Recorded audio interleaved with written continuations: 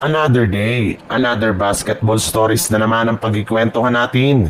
At ngayon nga, yung pag-uusapan natin ang balitang pamalit ng Los Angeles Lakers kay Austin Reeves at ang balitang pagkuha na ng Golden State Warriors kay Bol Bol. Kasabay nga ng papalapit na pagsisimula ng bagong season, ay ibinulgar na rin naman nga ng head coach ng Los Angeles Lakers na si JJ Redick. Nakasalukuyan nga daw po ay balak niyang gamitin ang bagong starting lineup ni Luka Doncic, Austin Reeves, LeBron James, Rui Hachimura at DeAndre Ayton. And speaking of Austin Reeves, may lumabas nga na balita ngayong araw na hindi pa rin nga daw malinaw ang future nito sa team, gayong maaari pa rin naman nga siyang gamitin ng Lakers bilang trade asset para makakuha sila ng mas magagaling na player.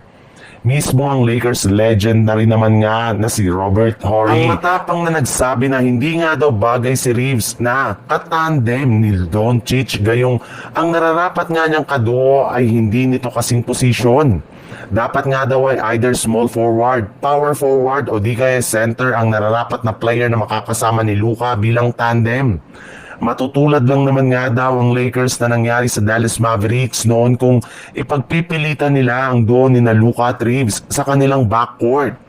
Pareho rin naman nga itong malamyang depensa na maaaring samantalahin ng kanilang mga kalaban, lalo na pagdating sa playoffs. Kaya habang maaga pa nga, ay kailangan na lamang i-trade ng Lakers si Reeves para makakuha sila ng mas maayos na kapalit at bagong player na itatandem sa kanilang mga batang superstar.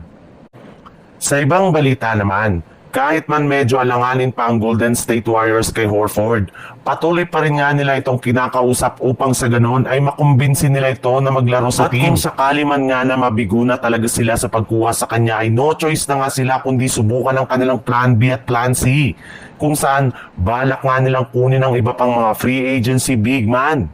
Kaya yan nga ang rason bakit ngayon ay hindi pa rin nag-aalala ang kanilang front office kahit man hindi pa sila nakakakuha ni isa mang bagong center.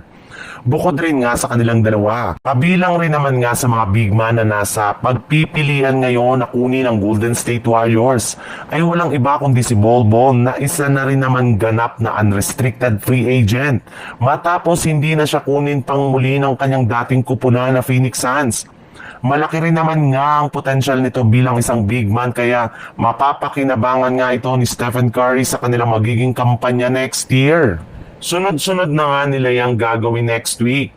Yes, tama ang inyong narinig. Maging ang kapatid nga ni Stephen Curry na si Seth Curry ay kabilang sa mga manlalaro na kanilang kukunin ngayong off-season at magiging parte ng kanilang official lineup sa darating nilang kampanya. Matagal na rin naman nga daw itong request ng kanilang superstar ng mga nagdaang taon. Kaya pagbibigyan na ito ng kanilang front office.